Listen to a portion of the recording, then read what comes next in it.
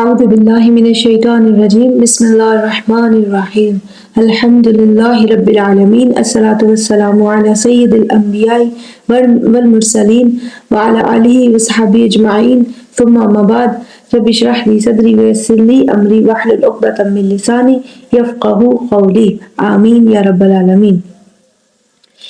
یہ دنیا اللہ تعالیٰ کی تخلیق کی ہوئی ہے، اس کا عمل اس کا فعل ہے۔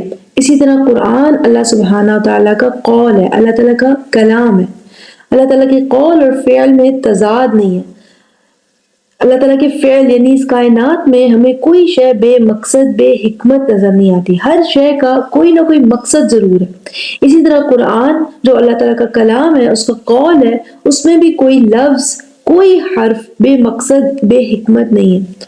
یہاں تک کہ اگر کسی حرف کی موجودگی میں حکمت ہے تو کسی حرف کے نہ ہونے میں بھی حکمت ہے، کوئی نہ کوئی مقصد ضرور ہے۔ تو قرآن کا بیسک یونٹ سورت ہے، کل 114 صورتیں ہیں۔ ہر صورت کچھ آیات کا مجموعہ ہے۔ ایک آیت کو ایک جملہ نہیں کہا جا سکتا کیونکہ بعض بلکہ بہت سی آیات ایسی ہیں جو ایک سے زیادہ جملوں پر مشتمل ہے، جیسے کہ آیت الکرسی 9 sentences۔ اسی طرح بعض صورتیں ایسی بھی ہیں کہ کل کی کل صورت ایک ہی جملہ ہے جسے کچھ آیات میں ڈیوائیڈ کر دیا گیا، جیسے سورۃ العصر، سورۃ النصر۔ آیات سے مل کر ایک صورت بنتی ہے اور ہر صورت کا قرآن میں ایک خاص مقام ہے۔ کہنے کا مقصد یہ ہے کہ آج ہمارے پاس قرآن جو رسول اللہ صلی اللہ علیہ وسلم کے ذریعے ہم تک پہنچا، یہ وہی کاپی ہے جو لوح محفوظ میں ام الکتاب میں موجود ہے۔ آیات اور صورتوں کا ربط اور ترتیب یہ ڈیوائن آرڈر ہے، اللہ تعالیٰ کی بنائی ہوئی ترتیب۔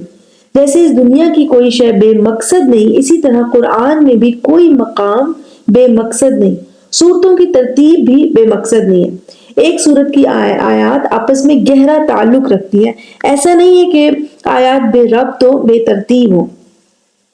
ایک صورت کے مابین آیات کی کیا ترتیب بنتی ہے؟ It is one of my key areas of interest in Quranic studies۔ اسی لیے آپ کو ان لیکچرز میں آیات کی ترتیب اور ربط پر لازماً ڈسکشن ملے گی۔ نہ صرف ایک صورت کی آیات آپس میں ترتیب سے چل رہی ہوتی ہیں، بلکہ دو کنزیکٹیو صورتوں کے درمیان بھی ایک خاص ترتیب ہوتی ہے۔ ایک صورت کا اپنی سے پچھلی صورت کے آغاز اور اختتام سے گہرا تعلق ہوتا ہے۔ بعض صورتوں میں یہ تعلق بہت ہی obvious ہوتا ہے، بعض میں ذرا ڈھونڈنا پڑتا ہے۔ جیسے اس دنیا کی کسی شے کے صرف ایک نہیں کئی مقاصد ہو سکتے ہیں، اسی طرح صورتوں کے مابین بھی ایک سے زیادہ ربط اور تعلق ہو سکتے ہیں۔ مثال کے طور پر سورۃ البروج اور سورۃ الطارق کے درمیان ربط کی جھلک دیکھتے ہیں۔ سورۃ البروج کا آغاز ہوا تھا آسمان کی قسم سے، والسماء ذات البروج، قسم ہے آسمان کی جو بروج والا ہے، جو تاروں سے سجا ہوا ہے۔ سورۃ الطارق کا آغاز بھی آسمان کی قسم سے ہے، والسماء والطارق۔ تو دونوں صورتوں کا آغاز میں آسمان کی قسم ہے۔ پھر سورۃ البروج کا اختتام تھا بل هو قرآن مجید فی لوح محفوظ، کہ یہ قرآن مجید ہے جو لوح محفوظ میں ہے۔ تو قرآن کی حفاظت کا ذکر تھا۔ تو سورۃ البروج کا اختتام کیسے سورۃ الطارق کے آغاز سے ملتا ہے؟ سورۃ الطارق کے آغاز میں ہی یہ آیت ہے ان کل نفس لما علیہا حافظ، کوئی نفس نہیں ایسا نہیں ہے جس پہ حافظ مقرر نہ ہو۔ سورۃ البروج کا اختتام حفظ کے لفظ سے ہوا تھا، سورۃ الطارق کا آغاز حفظ کے لفظ سے۔ سورۃ البروج کے اختتام پہ ذکر تھا قرآن کا جو لوح محفوظ میں ہے۔ یہاں ذکر ہے کہ صرف قرآن ہی نہیں جس کی حفاظت کی جا رہی ہے، بلکہ ہر انسان پر بھی حافظ مقرر ہے۔ سورۃ البروج کا اختتام اور سورۃ الطارق کے اختتام میں بھی ربط دیکھیں۔ سورۃ البروج کے آخر میں قرآن کا تذکرہ تھا بل هو قرآن مجید۔ سورۃ الطارق کے آخر میں بھی قرآن کا تذکرہ ہے انہ لقول فصل، قول قرآن کو ہی کہا گیا۔ سورۃ البروج کا اختتام اس تھیم پر تھا کہ مومنین کو تکالیف دینے والے، ختم کرنے والے اپنی سی کوشش کر سکتے ہیں اسلام کو ختم کرنے کی۔ اصل میں ایمان کا سورس قرآن ہے جو لوح محفوظ میں ہے، اسے ختم نہیں کیا جا سکتا۔ ہر جنریشن میں اہل ایمان موجود رہیں گے۔ سورۃ الطارق کے اختتام پہ اللہ تعالیٰ نے یقین دلایا فَمَهِّلِ الْكَافِرِينَ، کہ کافرین کو اپنی سی کوشش کرنے کی مہلت دیں، یہ اسلام کے خلاف اپنے پلانز بنا رہے ہیں جبکہ اللہ تعالیٰ کا پلان سب سے وسیع ہے۔ سورۃ الطارق کا آغاز اور اختتام بھی آپس میں تعلق رکھتا ہے۔ سورۃ طارق کا آغاز آسمان کی قسم سے اللہ تعالیٰ کی قدرت کی جھلک سے ہے، اور آخر میں بھی اللہ تعالیٰ کی قوت اور قدرت کی جھلک ہے کہ everything is under control فمہل الکافرین امہلہم رویدا۔ سورۃ الطارق مکی صورت ہے، کل 17 آیات پر مشتمل ہے، بہت ہی خوبصورت اور ویری ویری ویل اسٹرکچرڈ صورت ہے، کم الفاظ میں بہت گہری بات ہے۔ اللہ سبحانہ تعالیٰ نے فرمایا والسماء والطارق، قسم ہے آسمان کی اور قسم ہے طارق کی، وما ادراک ما الطارق، اور تم کیا جانو طارق کیا ہے، النجم الثاقب۔ یہ سورۃ الطارق کی پہلی 3 آیات ہیں، یہ 3 آیات قسم سے ریلیٹڈ ہیں۔ اس کے بعد چوتھی آیت ہے جو جواب القسم ہے۔ پہلے ان 3 آیات کو سمجھیں گے، پھر ان آیات کا جواب القسم سے کیا تعلق ہے وہ بھی دیکھیں گے، ساتھ ہی ان آیات کو قرآنی معجزہ کہا جاتا ہے، اسے بھی ڈسکس کریں گے۔ والسماء، قسم ہے آسمان کی، والطارق، قسم ہے طارق کی۔ یہاں 2 قسمیں ہیں، اللہ تعالیٰ نے آسمان اور طارق کی قسم بیان فرمائی ہے۔ ایسا ہوتا ہے کہ جب بھی ہم کوئی لفظ سنتے ہیں اس سے ریلیٹڈ کچھ نہ کچھ امیج ہمارے ذہن میں ضرور ابھرتا ہے، جیسے درخت، ہمارے ذہن میں درخت سے ریلیٹڈ انفارمیشن ابھرتی ہے، دریا، چاند، رینبو، ذہن میں ہر لفظ کا کوئی نہ کوئی خاکہ ضرور ابھرتا ہے۔ یہاں پر اللہ تعالیٰ نے 2 الفاظ بیان فرمایا، السماء اور الطارق۔ السماء بلندی کو کہتے ہیں، آسمان سے ہم واقف ہیں کہ کاؤنٹلیس ستارے اسپیس میں اپنے اپنے مدار میں گھوم رہے ہیں، کل فی فلک یسبحون، ہر شے اپنے مدار میں گھوم رہی ہے، آپس میں ٹکراتی نہیں ہے۔ ایسی اسپیس جہاں کاؤنٹلیس سٹارز اپنے اپنے مدار میں گھوم رہے ہو، وہ اسپیس کس قدر وسیع ہوگی۔ آسمان کی اپنی وسعتیں ہیں، اپنا مضبوط نظام ہے، اور یہ نظام اللہ تعالیٰ کی تخلیق کی خوبی کو شو کرتا ہے، اس کی قدرت کو، اس کی طاقت، اس کی قوت اور اس کے وسیع علم کو ظاہر کرتے ہیں۔ جن ستاروں کو ہم کاؤنٹ بھی نہیں کر سکتے اس نے وہ تخلیق کی ہے، اور ان کا نظام بھی سیم لیسلی چلا رہا ہے، ان سب کا علم بھی رکھتا ہے۔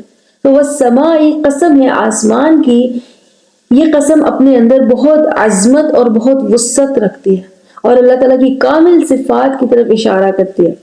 اس کے بعد ہے والطارق، قسم ہے طارق کی، اور ساتھ ہی فرمایا وما ادراک ما الطارق، اور تم کیا جانو طارق کیا ہے، یعنی تم کیا جانو طارق کسے کہا جا رہا ہے۔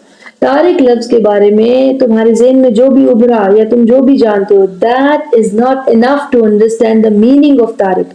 You need extra information. اور وہ ایکسٹرا انفارمیشن کیا ہے؟ النجم الثاقب۔ تو نجم اور ثاقب طارق کو مزید ایکسپلین کر رہے ہیں۔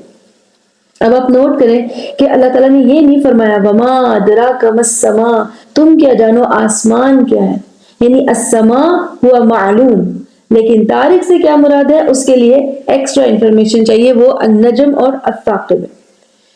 طارق کا اپنا جو لفظی معنی ہے وہ ہے جاء باللیل، رات کو آنے والا۔ کوئی شخص سفر میں ہے، رات کو گھر پہنچے، اسے طارق کہہ سکتے ہیں۔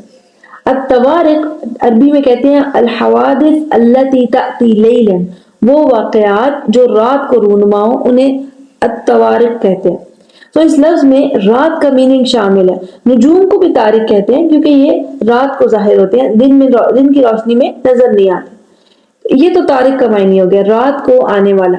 اس کے بعد اللہ تعالیٰ نے فرمایا وما ادراک ما الطارق، اور تم کیا جانو طارق کیا ہے۔ اس بات سے سننے والے کے ذہن کو طارق کے بارے میں مزید جاننے کے لیے تیار کیا، اسے کہتے ہیں تشویق، شوق بڑھانا، سننے والے کے ذہن کو جواب کے لیے تیار کرنا۔ اور پھر الطارق کو 3rd آیت میں 2 الفاظ سے ایلیبوریٹ فرمایا گیا، النجم الثاقب۔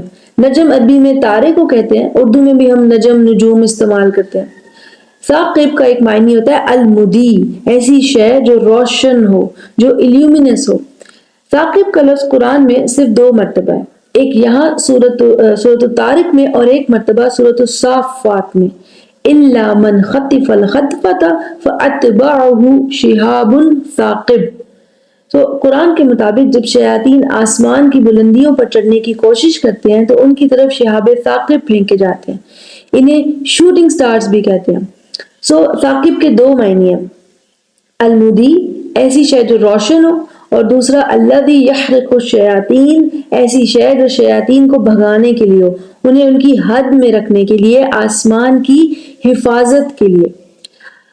النجم اور الثاقب پہ جو ال ہے اسے لام الاستغراق کہتے ہیں، یعنی کل نجم کل ثاقب، تمام تارے اور تمام شہاب ثاقب یہاں مراد ہے۔ اگر سمرائز کریں ان قسموں کو، اللہ تعالیٰ نے فرمایا وَالسَّمَاءِ وَالطَّارِقِ وَمَا أَدْرَاكَ مَا الطَّارِقُ النَّجْمُ الثَّاقِبُ، یہ پہلی تین آیات ہیں قسم کے بارے میں، تینوں آیات۔ دو قسمیں اللہ تعالیٰ نے یہاں بیان فرمائی۔ نمبر 1 وَالسَّمَاءِ قسم ہے آسمان کی، کل آسمان کی قسم ہے، اس کی وسعت کی، اس کے نظام کی، اور یہ قسم ظاہر کیا کرتی ہے؟ اللہ تعالیٰ کی وسعت، اس کی قدرت، اس کی طاقت، اس کی قوت، اس کا علم ظاہر کرتی ہے۔ اللہ سبحانہ تعالیٰ کی قوت تخلیق یعنی اس کی کریٹیوٹی کی عظیم نشانی ہے یہ آسمان۔ دوسری قسم ہے والطارق، تو طارق کے معنی میں رات کا موجود ہونا شامل ہے، کیونکہ اس کا معنی کیا ہے؟ رات کو آنے والا۔ اور طارق کو اللہ تعالیٰ نے مزید تفصیل کیا دی، النجم الثاقب رات کو نظر آنے والے تارے جو اندھیرے میں روشنی کا باعث ہے، اور شہاب ثاقب جو آسمان کی حفاظت کا باعث ہے۔ اللہ تعالیٰ نے آسمان کے ذکر سے اپنی قدرت کی جھلک کی طرف اشارہ فرمایا، اور طارق کے ذکر سے آسمان پر روشنی اور حفاظت کے نظام کو گواہ بنا کر فرمایا ان کل نفس لما علیہا حافظ، تم میں سے کوئی نفس ایسا نہیں ہے جس پہ حافظ مقرر نہ ہو۔ یہ کیسے ممکن ہے؟ والسماء والطارق قسم ہے آسمان کی اور اس کے حفاظت کے نظام کی، اللہ تعالیٰ کی قدرت اس کی قوت سے بعید نہیں ہے، یقیناً ہر نفس پر حافظ ہے۔ یہ تو قسم اور جواب القسم کے مابین تعلق ہو گیا۔ سورۃ البروج اور سورۃ الطارق کے درمیان ایک اور ریلیشن شپ دیکھیں۔ سورۃ البروج ان لوگوں کے بارے میں تھی جو اس دنیا میں فتنوں کے زمانے میں بھی اپنے ایمان پر ڈٹے رہے، جیسے قرآن میں کیا ہے وَرَأَيْتَ النَّاسَ يَدْخُلُونَ فِي دِينِ اللَّهِ أَفْوَاجًا، ایک وہ وقت بھی تھا کہ جب لوگ گروپس میں اسلام میں داخل ہو رہے تھے، پورا قبیلہ مسلمان ہو رہا تھا۔ مگر اس سے قبل کیا حالات تھے؟ مہاجرین اور انصار نے مشکلات کے زمانے میں اپنے ایمان پر ثابت قدمی دکھائی۔ ایسا زمانہ جب اسلام قبول کرنے کا مطلب مشکلات کو دعوت دینا تھا، اپنوں کی ناراضگی اور رشتہ داروں کی طرف سے ملنے والے فزیکل اور مینٹل ٹارچر کو دعوت دینا تھا، جب اسلام قبول کرنے کا مطلب پیٹ پہ پتھر باندھنا اور جنگوں میں شامل ہونا تھا، تو مہاجرین اور انصار نے مشکل وقت میں بھی اپنے ایمان پہ ثابت قدمی دکھائی۔ یہ ثابت قدمی ان لوگوں نے بھی دکھائی جو پہلے انبیاء کے ساتھی تھے، یعنی جو لوگ نوح علیہ السلام کے ساتھی تھے۔ نہایت ذلت کے وقت بھی وہ اپنے ایمان پہ قائم رہے۔ جن لوگوں نے ہود علیہ السلام کا ساتھ دیا، جو مومنین صالح علیہ السلام پر، شعیب علیہ السلام پر ایمان لائے، یا پھر جو لوگ اسلام قائم ہونے کے بعد آنے والے فتنوں کے دور میں صحیح ایمان پر قائم رہے، جیسے اہل البیت۔ سورۃ البروج ایسے ایمان والوں کے بارے میں ہے جو مشکلات میں بھی ایمان پر قائم رہیں، اہل باطل کے سامنے ڈٹ جائیں۔ یہ ایمان والے دنیا میں آسمان پر چمکتے ہوئے تاروں کی طرح ہوتے ہیں، جیسے تارے رات کے اندھیرے میں اپنے حصے کی روشنی بکھیر رہے ہوتے ہیں، ہدایت کا باعث ہوتے ہیں، ایسے ہی یہ اہل ایمان گمراہی اندھیروں کے دور میں اپنے ایمان سے روشنی بکھیر رہے ہوتے ہیں۔ جیسے آسمان پر موجود شہاب ثاقب آسمان کی حفاظت کرتے ہیں، شیاطین کو ان کی حد یاد دلاتے ہیں، ایسے ہی یہ اہل ایمان زمین پہ موجود شیاطین پہ شہاب ثاقب کی طرح برستے ہیں، ان شیاطین کو ان کی حد یاد دلاتے ہیں، اور زمین پہ اللہ تعالیٰ کے دین کے محافظ بن کر رہتے ہیں۔ سورۃ البروج ان لوگوں کے بارے میں تھی جو زمین کے تارے ہیں اور زمین کے شہاب ثاقب ہیں، اور سورۃ الطارق کا آغاز آسمان کے تارے اور آسمان کی حفاظت پر معمور شہاب ثاقب سے ہے۔ بہت ہی خوبصورت ریلیشن شپ ہے سورۃ البروج اور سورۃ الطارق میں۔ اب مختصر سی بات کرتے ہیں، سورۃ طارق کو پلسر سٹار سے ریلیٹ کیا جاتا ہے۔ یہ تھوڑی اسٹرونومیکل ڈسکشن ہے، لیکن پلسر سٹارز اصل میں نیوٹران سٹارز ہوتے ہیں۔ اصل میں ایک ستارے کی عمر تقریباً 100 ملین ایئرز ہوتی ہے۔ اس دوران اس پر کئی نیوکلیئر فیشن، کئی دھماکے ہوتے ہیں، جس کی وجہ سے تارہ چمکتا ہوا نظر آتا ہے۔ سو جب اس ستارے کا فیول ختم ہو جاتا ہے تو گریویٹیشنل پل کی وجہ سے یہ برسٹ ہو جاتا ہے، جس سے سپر نووا بنتا ہے اور یہ نئے ستارے بنانے کے کام آتا ہے۔ جو ستارہ ختم ہوا تھا اس کا انر کور یعنی سینٹرل پورشن باقی رہ جاتا ہے، اور اس کا ٹیمپریچر اس قدر زیادہ ہوتا ہے، اس کی وجہ سے وہ strong electro magnetic field produce ہوتا ہے، جس سے دو لائٹ بیمز نکلتی ہیں۔ جب کبھی ان لائٹ بیمز کے راستے میں زمین ہو تو یہ زمین پر ڈیٹیکٹ ہو جاتے ہیں۔ یہ پلسر سٹارز بہت تیزی سے سپن کرتے ہیں، آلموسٹ 1 سیکنڈ میں 1000 ٹائمز سپن کرنے والے پلسر سٹارز بھی موجود ہیں۔ پھر جیسے جیسے یہ نیوٹرون سٹارز یعنی پلسر سٹارز پرانے ہوتے چلے جاتے ہیں، ان کی روٹیشن سلو ہوتی چلی جاتی ہے۔ سو ایک پلسر سٹار نہیں ہے، آلموسٹ 3000 سے زیادہ اب تک ڈسکور ہو چکے ہیں، اور ویسے کائنات میں نہ جانے کتنے پلسر سٹارز موجود ہوں گے۔ ان کی لائٹ بیم سے نکلنے والی ریڈیو ویوز کو ریڈیو ٹیلیسکوپ سے کیچ کیا جاتا ہے اور ساؤنڈ ویوز میں کنورٹ کرتے ہیں۔ جو پرانے پلسرز ہوتے ہیں ان کی آواز ایسے ہوتی ہے جیسے سم ون از ناکنگ آن دا ڈور، جس کو طارق کے لفظ سے ایسوسیٹ کیا جاتا ہے، کیونکہ طارق کا ایک لفظ ایک معنی جو ہے وہ درد بھی ہے، یعنی کہ ناک کرنا، چوٹ کی آواز ہونا۔ لیکن نیو جو فاسٹ موونگ پلسرز ہوتے ہیں ان کی آواز ایسی ہوتی ہے جیسے کوئی وائبریشنز ہو رہی ہیں۔ جو درمیانی سپیڈ رکھتے ہیں جیسے 1 سیکنڈ میں 600 سپنز، ان کی آواز ایسی ہوتی ہے جیسے ٹوں کی آواز کنٹینیوسلی چل رہی ہے۔ سب آپ خود اندازہ کریں کہ طارق پلسر سٹار ہو سکتا ہے یا نہیں۔ ایک تو یہ ایک ستارہ ہے بھی نہیں، 3000 سے زیادہ تو اب تک ڈسکور ہو چکے ہیں۔ دوسرا، سب کی آواز ناکنگ ہوتی بھی نہیں ہے، جو طارق سے ریلیٹ کر دی جاتی ہے۔ پھر بھی واللہ عالم، اللہ تعالیٰ کی بنائی کائنات ہے، وہی ہے جو بہتر جانتا ہے۔ بس ایک بات نہیں بھولنی چاہیے، وہ یہ کہ یہ قرآن اسٹرانومی کی کتاب نہیں ہے، نہ ہی یہ ایمبریولوجی کی کتاب ہے۔ قرآن کا اصل مقصد ہدایت ہے۔ قرآن ایک حرف میں بھی اپنے مقصد سے نہیں ہٹتا۔ ہمیں بھی چاہیے کہ اس میں موجود ہدایت کو حاصل کریں اور اپنی زندگیوں کو بہتر بنائیں، وہ اعمال کریں جو آخرت میں ہمیں فائدہ دیں۔ جواب القسم میں اللہ تعالیٰ نے فرمایا ان کل نفس لما علیہا حافظ، کوئی نفس ایسا نہیں جس پہ حافظ مقرر نہ ہو۔ تو اب سوال ہے کہ حافظ کون ہے؟ ہو از حافظ؟ اس کے بارے میں دو رائے ہیں، لیکن مطلب ایک ہی بنتا ہے۔ بعض اہل علم کہتے ہیں کہ ملائکہ اللہ تعالیٰ کے حکم کے مطابق حفظ کا کام سر انجام دیتے ہیں، اور بعض مفسرون کہتے ہیں خود اللہ تعالیٰ حافظ ہے۔ بات ایک ہی ہے، جیسے کوئی فادر خود اپنے بچے کی فیس جمع کرائے یا پھر ڈرائیور کو بھیج کر جمع کرا دے، اصل میں فیس تو باپ نے ہی پے کی ہے۔ ریئل حافظ اللہ تعالیٰ ہی ہے، جیسے وہ ہمارے اعمال کو محفوظ کراتا ہے۔ سورۃ الانفطار میں اللہ تعالیٰ نے فرمایا کہ وَإِنَّ عَلَيْكُمْ لَحَافِظِينَ كِرَامًا كَاتِبِينَ، یقیناً تم پر حافظین مقرر ہے، کرامن کاتبین، جو انسان کے ہر طرح کے عمل کو لکھتے رہتے ہیں، چاہے وہ عمل خیر ہو یا شر۔ سورۃ الحجر میں اللہ تعالیٰ نے فرمایا لَهُ مُعَقِّبَاتٌ مِّن بَيْنِ يَدَيْهِ وَمِنْ خَلْفِهِ يَحْفَظُونَهُ مِنْ أَمْرِ اللَّهِ، اسی کے ہیں نگران یعنی فرشتے آگے بھی اور پیچھے بھی، جو انسان کی حفاظت اللہ تعالیٰ کے امر اس کے حکم کے مطابق کرتے ہیں۔ یعنی ہمارے رب کی سپرویژن میں ہماری حفاظت کا نظام جاری رہتا ہے۔ وہ ہمارے اعمال کی بھی حفاظت کرواتا ہے، ہمارے رزق کی، ہمیں ملنے والے نفع کی، اور ہمیں نقصان سے بھی بچاتا ہے، سوائے اس نقصان کے یا اس تکلیف کے جو اس نے ہماری قسمت میں لکھ دی ہو۔ ایسے محافظ فرشتے بھی ہیں جو انسان کی زندگی کی حفاظت کرتے رہتے ہیں جب تک انسان کی موت کا وقت نہ آ جائے۔ تو حفظ کا ہر عمل اللہ تعالیٰ کی تدبیر کے عین مطابق ہوتا ہے۔ جب بچہ پیدا ہوتا ہے اللہ تعالیٰ اسے گارڈین دیتا ہے، ماں باپ جو اس کی حفاظت کا کام خوشی خوشی کرتے ہیں۔ تو ایک حافظ نہیں ہے، کئی طرح سے اللہ تعالیٰ انسان کی حفاظت کے عمل کو کنٹینیو رکھتے ہیں۔ جب انسان دنیا میں اپنا وقت پورا کر لے تو فرشتے اس کی روح کو بحفاظت عالم دنیا سے عالم برزخ تک پہنچاتے ہیں۔ اللہ تعالیٰ کے بندے اس کے جسم کو بحفاظت اس قبر تک پہنچاتے ہیں۔ جب انسان مٹی میں مل کر مٹی ہو جاتا ہے تو اللہ تعالیٰ قادر ہے کہ انسان کی ایک ایک ذرے کو اسی کائنات میں حفاظت سے رکھے، پھر قیامت میں انہی ذروں سے پورا انسان بنا دے۔ ریئلٹی یہ ہے، حقیقت یہ ہے کہ انسان مکمل طور پر اللہ تعالیٰ کی حفاظت میں، انسان کے اعمال بھی محفوظ ہوتے ہیں، اس کی زندگی موت کے وقت تک محفوظ ہوتی ہے، موت کے ساتھ ہی اس کی روح محفوظ کر لی جاتی ہے، اس کا جسم کا ذرہ ذرہ محفوظ ہے۔ اللہ تعالیٰ اپنی مخلوقات سے کسی طور پر بھی غافل نہیں ہے۔ اس کے بعد اللہ تعالیٰ نے فرمایا فَلْيَنْظُرِ الْإِنسَانُ مِمَّا خُلِقَ، تو انسان کو چاہیے کہ اپنی خلقت پر غور کریں. تو انسان حیران ہوتا ہے کہ حفاظت کی بات ہوتے تھے ایک دم تخلیق کا ذکر کیوں آ گیا.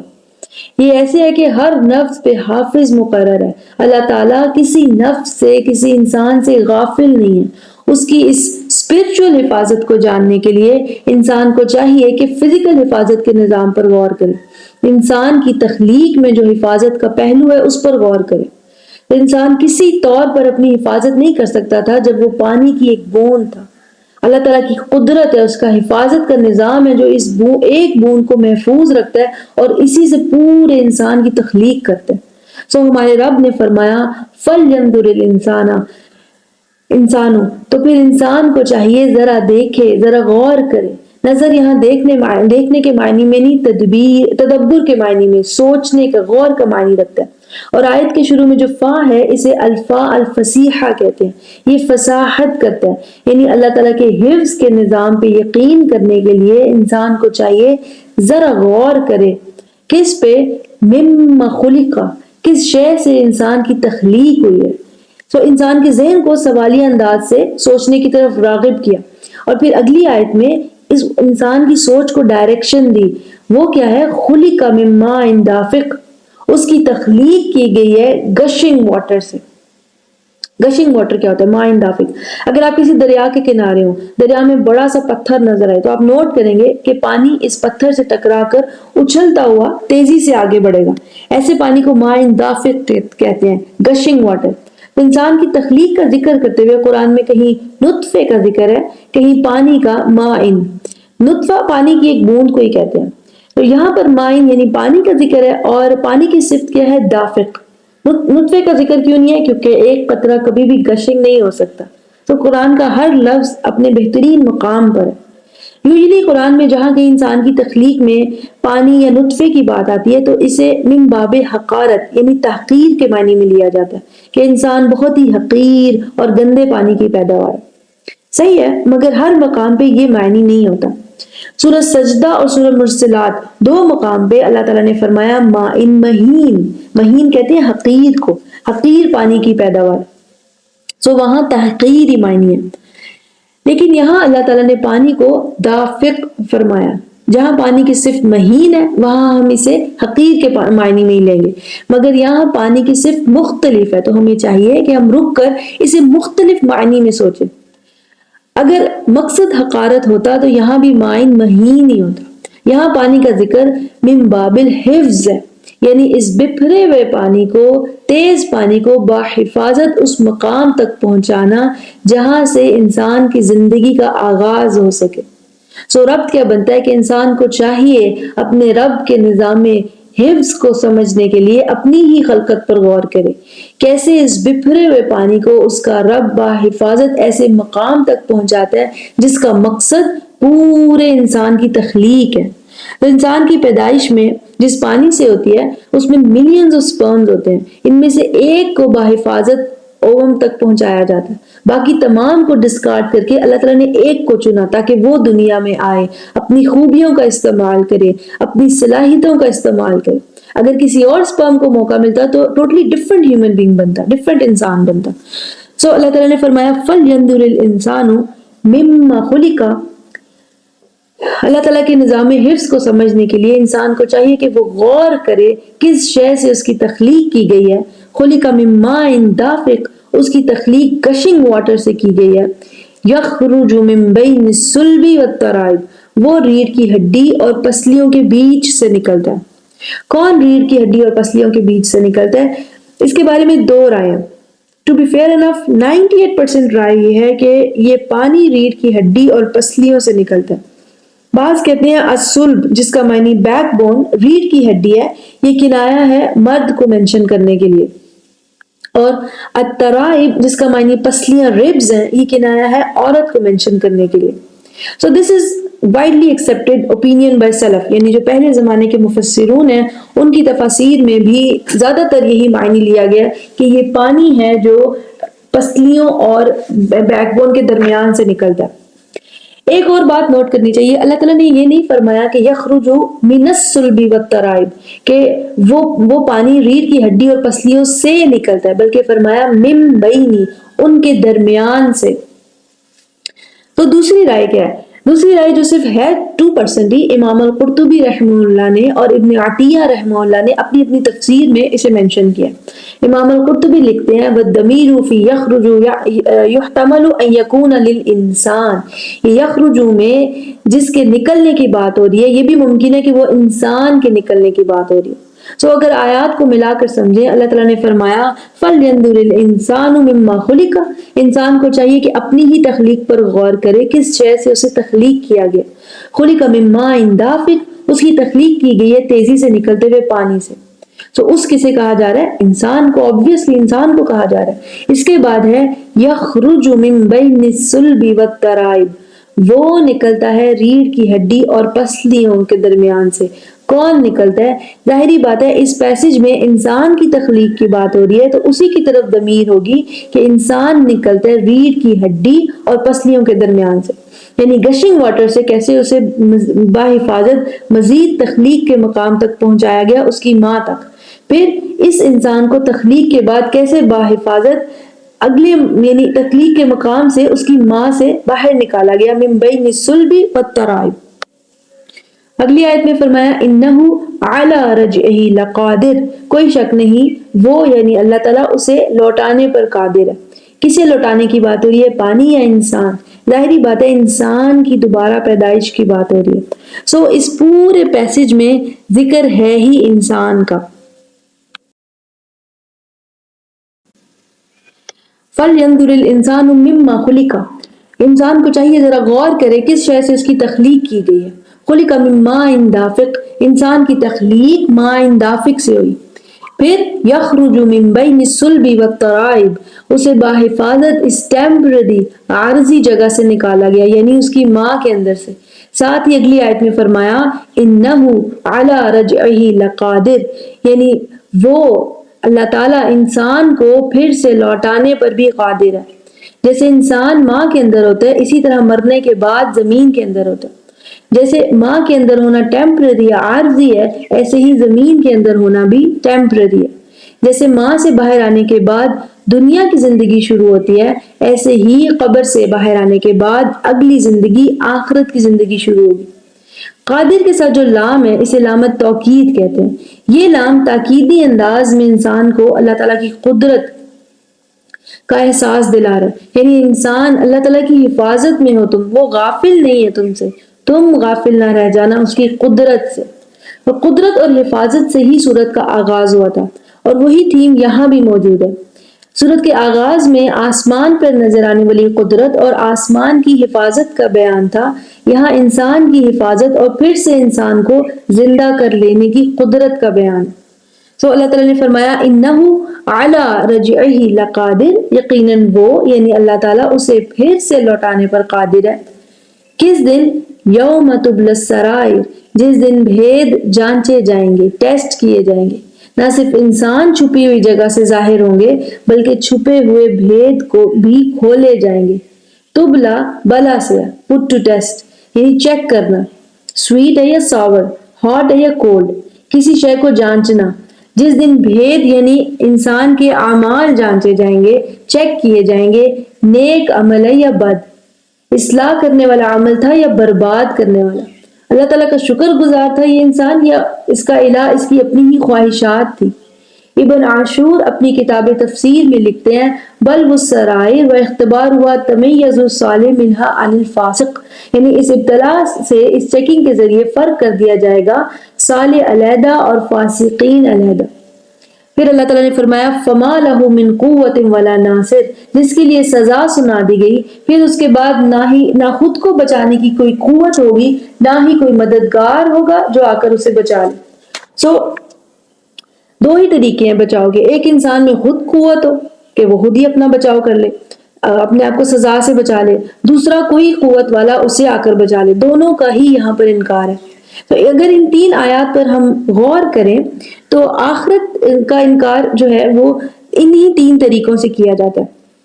ایک ہے بعث بعد الموت، یعنی کہ بعث بعد الموت ممکن ہی نہیں ہے، تو اللہ تعالیٰ نے فرمایا انہو علی رجعہ لقادر، کوئی شک نہ رہے بعث بعد الموت، مرنے کے بعد پھر سے زندہ ہونا ضرور ہوگا، اللہ تعالیٰ انسان کو پھر سے لوٹانے پر پوری طرح قادر ہے۔ دوسرا دھوکہ جو انسان خود کو دیتا ہے وہ یہ کہ اگر مرنے کے بعد زندہ ہو بھی گئے، ہر کسی کا حساب 100% کیسے ممکن ہو سکتا ہے؟ یعنی اتنا ڈیٹیل حساب نہیں ہوگا، کئی ایسے اعمال ہیں جو کوئی بھی نہیں جانتا۔ تو اللہ تعالیٰ نے فرمایا اللہ تعالیٰ انسان کے ہر عمل کا حافظ ہے، ایسا کیسے ہو سکتا ہے کہ اس سے کوئی عمل چھپا رہ جائے؟ یوم تبلی السرائر، جس دن بھید جانچے جائیں گے، پورا حساب ہوگا کہ یہ عمل صالح ہے یا فساد کا ہے، کرپشن کا باعث تھا۔ تیسری چیز جو انسان جس کا انکار کرتا ہے وہ یہ کہ اگر حساب میں کچھ غلط نکل بھی آیا تو میں کہاں اور سزا کہاں، ایسا ممکن ہے ہی نہیں، کوئی نہ کوئی حل ضرور نکل آئے گا۔ اللہ تعالیٰ نے فرمایا فَمَا لَهُ مِن قُوَّةٍ وَلَا نَاصِرٍ، جب سزا شروع ہوگی اس وقت انسان کے پاس خود کو بچانے کے لیے کوئی قوت نہ ہوگی اور نہ ہی کوئی اور اسے بچانے کی قوت رکھتا ہوگا۔ آخرت کے بارے میں انسان بعثت کا انکار کرتا ہے، پھر سے زندہ ہونے کا، حساب کتاب کا، سزا کا، انہی تینوں کو تاکیدی انداز میں اللہ تعالیٰ نے یہاں پر بیان فرما دیا۔ تو یعنی انسان کے بچنے کا کوئی راستہ نہیں۔ بچاؤ کا راستہ کیا ہے؟ وہ یہی کہ آج اپنایا جائے بچاؤ کا راستہ، اس سے پہلے کہ آخرت میں بھید یعنی انسان کے اعمال ٹیسٹ ہو۔ انسان کے پاس بچاؤ کا راستہ یہی ہے کہ آج وہ خود اپنے اعمال کو جانچے، یہ عمل خیر ہے یا شر، اللہ تعالیٰ کو پسند آئے گا یا اس کی ناراضی کا سبب بنے گا، مجھ میں مومن کی صفات ہے یا مشرک کی، منافق کی صفات ہے، میں اصلاح کرنے والا ہوں یا فساد کا باعث ہوں۔ اس فرق کو بہترین طور پر کیسے سمجھا جا سکتا ہے؟ کیا پیرامیٹر ہے کہ ہم جان سکیں کہ آیا ہم صحیح راستے پہ ہیں یا غلط؟ تو جواب بہت ہی خوبصورت ہے۔ اللہ تعالیٰ نے فرمایا وَالسَّمَاءِ ذَاتِ الرَّجْعِ، قسم ہے آسمان کی جو لوٹ کر آتا ہے، یعنی دن رات لوٹ آتا ہے، بادل لے کر آتا ہے، ہوائیں پلٹ پلٹ کر لاتا ہے، بارش بار بار لے کر آتا ہے۔ قسم ہے آسمان کی جو لوٹانے والا ہے، وَالْأَرْضِ ذَاتِ الصَّدْعِ، قسم ہے زمین کی جو شق ہوتی ہے، کریک اوپن ہوتی ہے، اس سے نباتات نکلتے ہیں۔ اگر بارش کا نظام نہ ہو تو زندگی رک جائے، اگر زمین سے نباتات نہ نکلیں تو بھی زندگی ختم ہو جائے۔ تو جیسے آسمان زمین انسان کے فائدے کا باعث ہے، ایسے ہی انہو لقول، یقیناً یہ قول بھی بہت فائدے کا ہے۔ تو یہ قسم اور جواب القسم کے درمیان تعلق ہے، آسمان اور زمین کے فائدے کی طرف اشارہ فرما کر اللہ تعالیٰ نے تاکیدی انداز میں فرمایا کوئی شک نہیں یہ قرآن بھی بہت فائدے والا ہے۔ تو یہاں کس طرح کے فائدے کا ذکر ہو رہا ہے؟ لقول فصل، یہ قرآن ہے گیپ کریٹ کرنے والا، فیصلہ کرنے والا، آیا یہ عمل خیر ہے یا عمل شر، کیا صحیح ہے کیا غلط، اس سے پہلے کہ بھید جانچے جانے کا دن آئے انسان کو چاہیے کہ آج اس قول اس قرآن سے مدد لے اور اچھائی اور برائی، نیکی اور بدی میں فرق سمجھے۔ ایک اور بات کی طرف بھی یہاں اشارہ ہے کہ جیسے آسمان سے ایک بار بارش کافی نہیں ہوتی، زمین سے ایک بار فصل اگنا کافی نہیں ہوتا، انسان کو اپنی زندگی کے لیے بار بار اس نظام کی ضرورت ہے، بار بار بارش آئے، فصلیں اگیں، پھل اگیں، سبزیاں اگیں، جانوروں کا چارہ ملے تاکہ جانوروں سے فائدے بھی حاصل کیے جا سکیں۔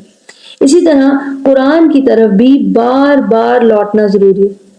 آسمان سے پانی برستا ہے اور زمین شق ہوتی ہے، کریک ہوتی ہے، نباتات نکلتے ہیں۔ اسی طرح آسمان سے نازل ہونے والا قرآن، لوح محفوظ سے باحفاظت پہنچنے والا قرآن صحیح اور غلط کے درمیان کریک ڈال دیتا ہے، صحیح کو الگ اور شر کو الگ کر دیتا ہے۔ تو قرآن تو بہت فائدے والا ہے، مگر اس سے فائدہ حاصل کیسے کیا جا سکتا ہے؟ اس کے لیے ایک مثال سنیں۔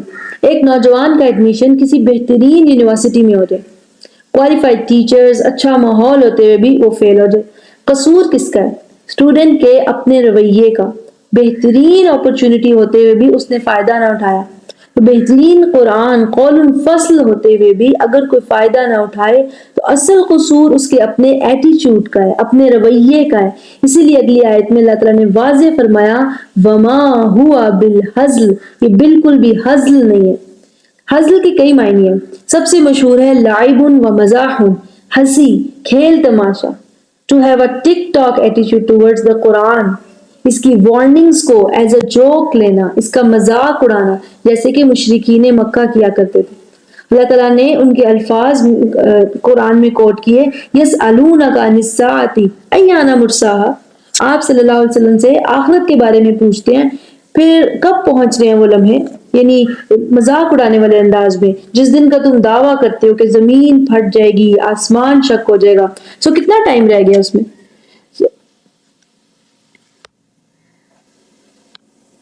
دوسرا معنی جو ہزل کا ہے وہ ہے باطل، فالس ہوڈ، یعنی قرآن کی باتوں کو جھوٹ سمجھنا۔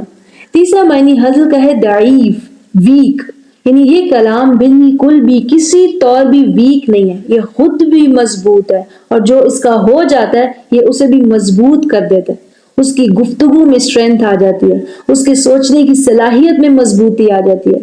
وہ شخص جسے قرآن کے وعدوں پر یقین ہو، مشکل وقت میں بھی وہ مضبوط رہتا ہے، اسے معلوم ہے اللہ تعالیٰ ہے میرے ساتھ۔ انسان کا رویہ اس کی طرف کمزور نہیں ہونا چاہیے، جیسے یہ سمجھ لینا کہ یہ ہمارے مردے بخشوانے کے لیے، یا قرآن کو بس اسی حد تک قابل استعمال سمجھنا کہ صبح کے وقت یہ سورت کی تلاوت کر لو اور رات کے سونے سے پہلے یہ سورت پڑھ لو، ان آیات کو 7 بار پڑھ کر دم کر لو، ساری مشکلیں ختم ہو جائیں گی۔ نہ اس کو سمجھا جائے، نہ اس پر غور کیا جائے۔ اس بہترین قول فصل سے فائدہ وہی اٹھا سکتے ہیں جس کا رویہ اس کی طرف ہزل نہ ہو۔ تو اس کے بعد اللہ تعالیٰ نے فرمایا انہم یکیدون کیدا، کوئی شک نہیں وہ چالے چل رہے ہیں، یعنی کافرین پلانز بنا رہے ہیں۔ یہ سورۃ الطارق کا اختتام آ گیا۔ سورۃ البروج کے اختتام پر اللہ تعالیٰ نے فرمایا تھا بل ہوا قرآن مجید فی لوح محفوظ، کوئی شک نہیں یہ قرآن بہت وسیع فائدے والا ہے، لوح محفوظ میں ہے، یعنی اسے ختم نہیں کیا جا سکتا۔ اور یہاں اللہ تعالیٰ نے قرآن کے بارے میں فرمایا انہ لقول فصل، کوئی شک نہیں یہ قرآن صحیح اور غلط کے درمیان گیپ کریٹ کرنے والا ہے۔ اب جو چاہتے ہیں کہ معاشرے میں فصل قائم نہ ہو، صحیح اور غلط سب مکس رہے، وہ کبھی نہیں چاہیں گے کہ یہ قرآن لوگوں میں عام ہو، لیکن اس کو ختم تو کر نہیں سکتے کیونکہ یہ محفوظ ہے۔ پھر ان کے پاس یہی راستہ بچتا ہے کہ اس دین کے خلاف، اس قرآن کے خلاف چالیں چلی جائیں، جیسے ان لوگوں نے کیا جب یہ قرآن نازل ہوا۔ اس کی کئی مثالیں قرآن میں بھی موجود ہیں، جیسے کہ لا تسمعوا لهذا القرآن والغوا فيه لعلكم تغلبون، یعنی تغلبون، اس قرآن کو نہ سنو نہ اور اس میں شور اور غل مچاؤ، یہی راستہ ہے کہ تم غالب رہو۔ سورہ فرقان میں ہے وقالوا اساطیر الاولین اکتتبها، وہ کہتے ہیں کہ یہ پہلے لوگوں کی کہانی ہے، کسی سے لکھوا لی ہوئی ہے۔ تو کبھی قرآن کو سحر کہنا یعنی جادو کہنا، کبھی کذب جھوٹ کہنا، کبھی کسی جن کا القاء کہنا، نہ صرف قرآن بلکہ رسول اللہ صلی اللہ علیہ وسلم کے خلاف بھی پروپیگنڈا کرنا۔ وقالوا لولا نزل هذا القرآن على رجل من القريتين عظیم، کیوں نہ اتارا گیا یہ قرآن دو شہروں یعنی مکہ اور طائف کے کسی عظیم انسان پر، اگر واقعی کوئی خدائی کلام ہوتا تو کسی سردار پر نازل ہوتا۔ تو ایسے پروپیگنڈا یا پھر ایسی باتیں کرنا ما لهذا الرسول یاکل طعامی ویمشی فی الاسواق، یہ کیسا رسول ہوا جو کھانا کھاتا ہے بازاروں میں چلتا پھرتا ہے، یعنی اللہ کا رسول کوئی فرشتہ ہوتا جو آسمان سے پیغام لے کر آتا۔ تو اللہ تعالیٰ نے اس اعتراض کا جواب بھی قرآن میں دیا کہ زمین پہ کیونکہ انسان رہتے ہیں تو انسانوں کے لیے انسان ہی رسول مناسب ہے، اگر ملائکہ چل پھر رہے ہوتے تو پھر ملائکہ ہی رسول ہوتے، کیونکہ انسان رسول ہونے کا مقصد یہ ہے کہ نہ صرف وہ اللہ تعالیٰ کا پیغام لوگوں کو سنائے بلکہ عمل کر کے بھی دکھائے کہ these are workable things۔ کبھی کہنا ساحر کذاب کہ یہ جھوٹا اور جادوگر، تو کبھی کہنا کہ یا ایھا الذی نزل علیہ الذکر انک لمجنون، اے وہ شخص جس کا دعویٰ ہے کہ مجھ پر ذکر نازل ہوتا ہے، کوئی شک نہیں کہ تم مجنون ہو۔ تو کبھی قرآن کی پیشن گوئیوں کے خلاف پروپیگنڈا کرنا، ان کا لوگوں کو قرآن سے بدزن کرنے کی کوشش کرنا۔ من یحیی العظام وہی رمیم، کون ہڈیوں کو پھر سے زندہ کرے گا جبکہ وہ بالکل بوسیدہ ہو چکی ہوں۔ سو قول فصل کو قول ہزل ثابت کرنے کی بہت کوشش کی گئی، کسی طرح یہ لعب کھیل تماشا بن کر رہ جائے، کسی طرح یہ قرآن باطل جھوٹا ثابت ہو جائے، کسی طرح یہ ویک ثابت ہو جائے۔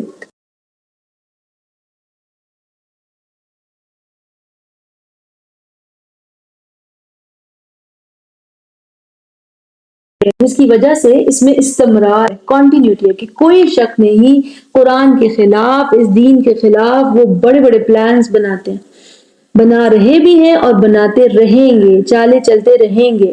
مسلم ملک میں رہتے اتنا معلوم نہیں ہوتا، لیکن نان مسلم ورلڈ میں اسلام کے خلاف، قرآن اور رسول اللہ صلی اللہ علیہ وسلم کے خلاف بہت نفرت پھیلائی جاتی ہے۔ ان سب کے جواب میں اللہ تعالیٰ نے ٹائم لیس رسپانس دیا۔ اللہ تعالیٰ نے فرمایا انہم یکیدون کیدا، کوئی شک نہیں کہ وہ اپنی طرف سے بڑی بڑی چالیں چل رہے ہیں۔ وَأَكِيدُ كَيْدًا، اور میں اپنی چال چل رہا ہوں۔ دو لفظ ہیں بس، اسلام کے خلاف، رسول کے خلاف، قرآن کے خلاف ہر طرح کی چال کا حل ان دو الفاظ میں موجود ہے۔ کیسے؟ جب یہ آیات نازل ہوئیں قرآن کے خلاف چالوں کا جواب اللہ تعالیٰ نے کیا دیا؟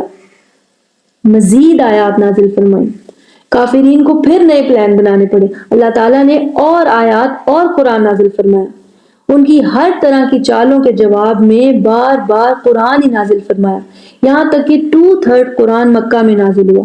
پورے قرآن کا 2/3 حصہ مکی صورتوں میں مشتمل ہے۔ جتنا قرآن نازل ہوتا چلا گیا، فصل یعنی گیپ قائم ہوتا چلا گیا، صحیح اور غلط کے درمیان لکیر واضح ہوتی چلی گئی۔